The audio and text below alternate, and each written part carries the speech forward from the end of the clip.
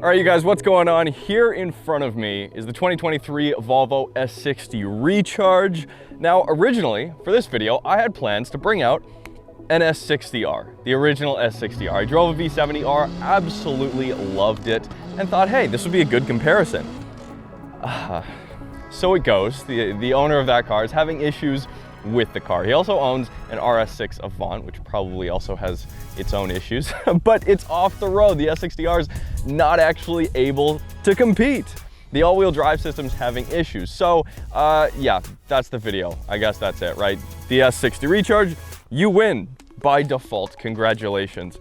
All jokes aside though, the question still remains. The question I had still remains, okay?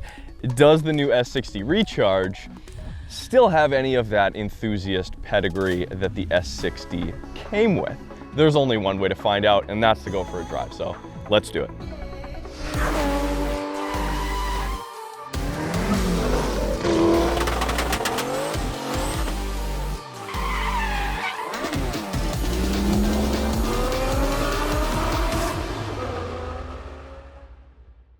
All right, real quick before we get into it, you guys, I want to thank today's sponsor, Lectron.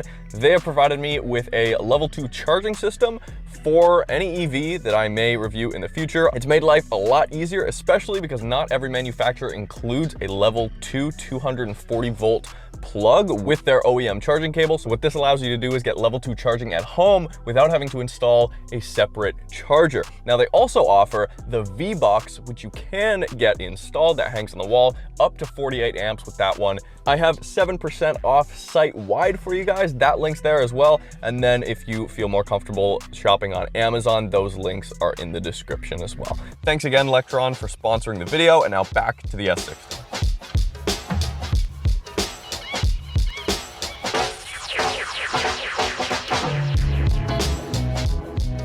All right, let's go. S60. Very tempting to call this an S60R, especially with the amount of power it has, but it's not. It's the Recharge. That's what we're gonna find out. This one, unlike some other Volvos, actually does have a start-stop switch, which I do enjoy. I like having a little bit of control over that. Let's go for a drive. It'll start us off in pure mode, which is effectively EV only.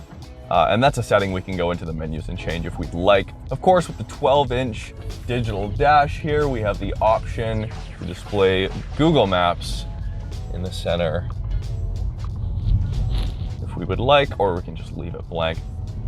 But first things first, we gotta go into the menus, which is the first thing, actually, I don't particularly like about the S60 Recharge, is that in order to change my drive mode or my hybrid settings, battery settings, I have to go into the menu and then driving, and then here, now I can adjust between pure, which is pure EV only, or constant all-wheel drive, which will fire up the 2-liter turbocharged gasoline engine, or power, which quote-unquote enhances steering and suspension feedback and optimizes power for sportier driving. We'll get into that. And then hybrid, which gives a good kind of balance between the two if you want to use both gas and electricity. But what we'll do, we'll stick it in power.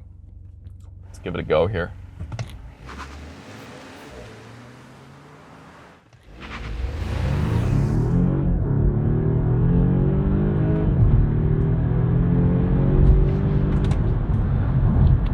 So it took a second off the line there, but wow.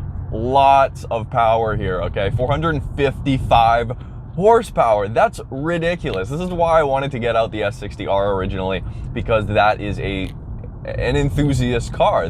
Especially now, it's definitely got a cult following to it. But it had the power to back up all of the other features it had, like the manual transmission, the adaptive suspension, and all of that. Both of which this does not have, of course, that comes with the times. 523 pound-feet. This is the same powertrain I experienced in the XC90 Recharge. So, like I mentioned, gasoline engine under the hood, that makes 320 horsepower on its own, and then the electric motor fitted to the rear axle, so it is effectively in pure mode a rear-wheel drive vehicle, makes, I believe, about 213 pound-feet of torque on its own. It's great. It's plenty enough in pure EV mode. You can drive this around town, or if your commute is short for a week, 2 weeks, whatever, as long as you plug it in overnight. What is this guy doing? You can drive it without using any fuel whatsoever if you really wanted to, but if your battery is completely drained, it's rated at 7.6 liters per 100 kilometers, or about 31 miles per gallon. So it's still very efficient when it's just operating as a standalone hybrid and you don't actually plug it in. I love this, okay? So 18.8 kilowatt hour battery, again, same as the XC90. This is bigger than the 2022, early 2022 models when they upped the battery size. It's great, 65 kilometers of battery only range, about 40 miles.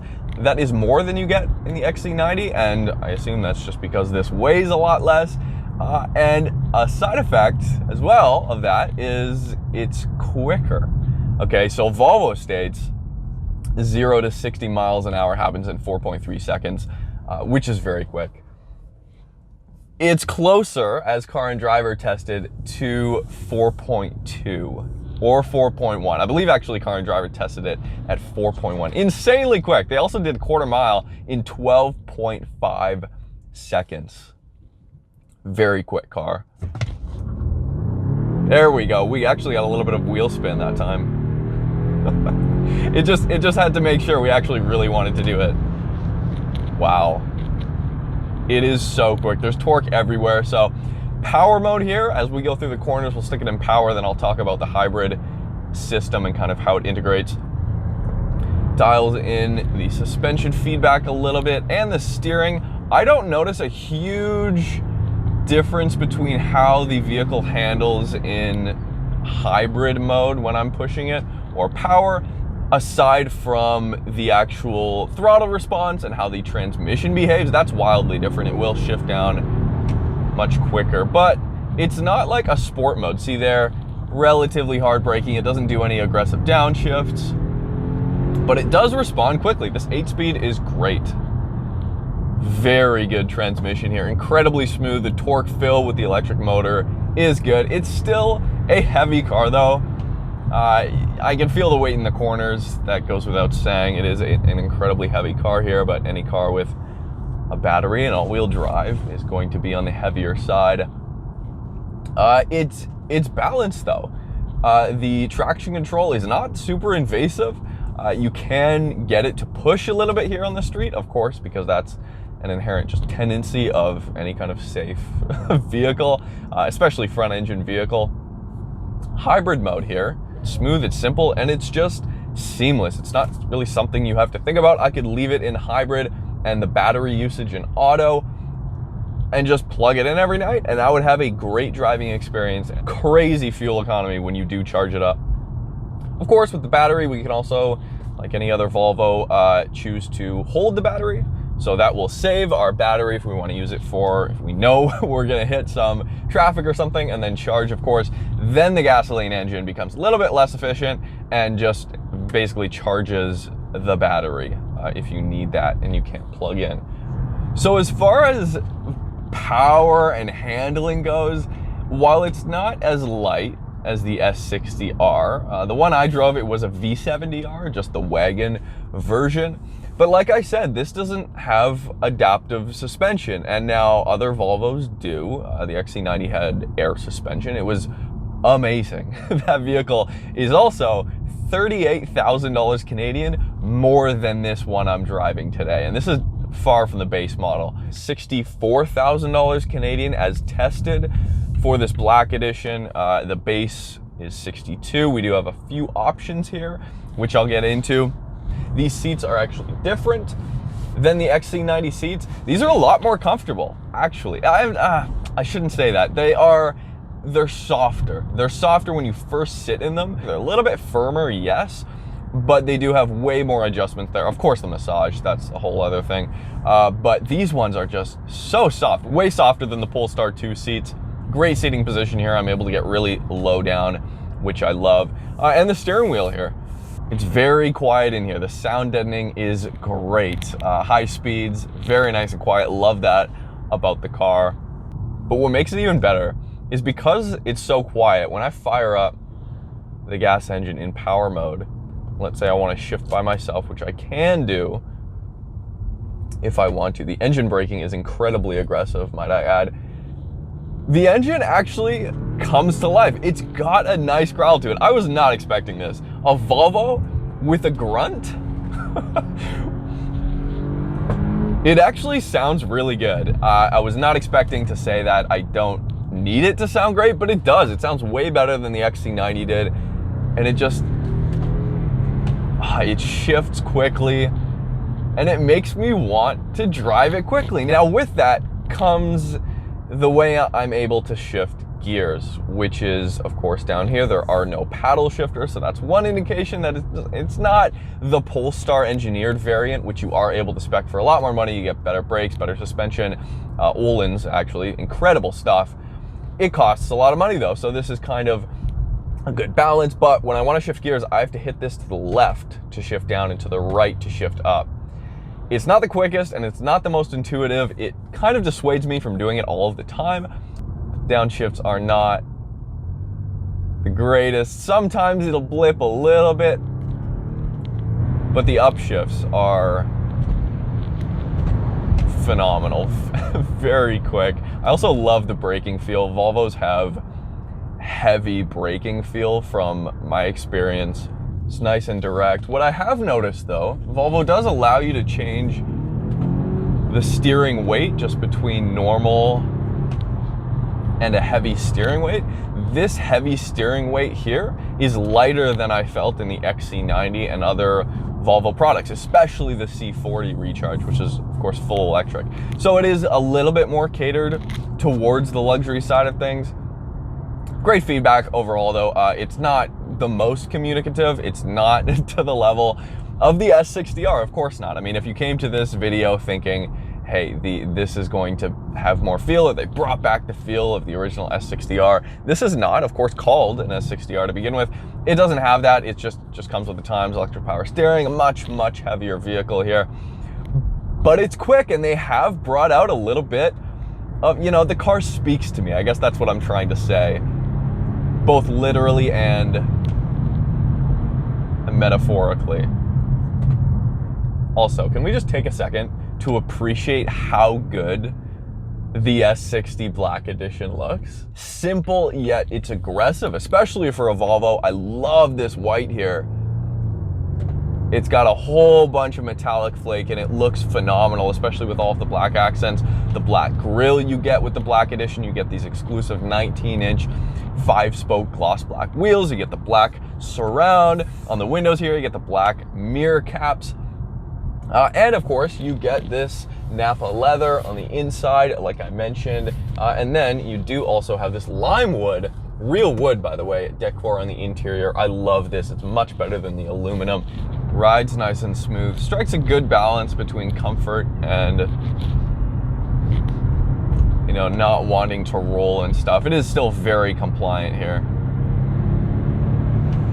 What is this, Volvo? I had to do a double take when I first opened this center console. What? There is no room. This is not a center console. This is barely large enough for my phone, which, by the way, this is a small phone. This is not like a normal Galaxy S23 size or an iPhone 10, 11, 12, whatever they're on now. Like a normal size big phone maybe would fit in there. And then you've got a little coin tray here. Piano black looks good upon first impressions. As you guys can see, this was not me, but this is a press vehicle. Lots of scratches already here on the piano black in the center. But other than that, like I mentioned, driving position's good, material's great. This is not a leather steering wheel, synthetic here, but we do get the leather seats here. Charcoal leather, all black on the inside. Love this spec. And the seats are great. Now, the Plus does not come with the sports seats, which have the additional bolstering. They're a little bit more aggressive. Rear seats are good. You do, of course, have, with the Climate Pack, heated rear seats. Little bit lacking in the rear seat room, the rear leg room. Also, the doors are a little bit small, I found, to get in and out. Minor, though, because the trunk space is great. And the seats themselves are great. As you can see, lots of bolsters there. They're very kind of individualized, and all S60 Rechargers do get the pano roof here, so that's a plus. All right, you guys, well, there you have it. That is the S60 Recharge T8. Great car, but it still has just like a whiff of retirement. And I guess that's really been the problem with all Volvos, and that's kind of what the brand was built on. It's kind of a stereotype of the brand that they've had to shake off. Great car overall, and just an amazing powertrain. The evolution that the T8, the 2-liter engine and the plug-in powertrain, the amount that it's evolved over the years blows my mind, and it's just incredibly smooth, and it's a great pairing with this S60. It surprised me. It surprised me in the way it drove, the way it sounded, and yeah, just an overall great package. So thanks guys for watching. We'll see you soon.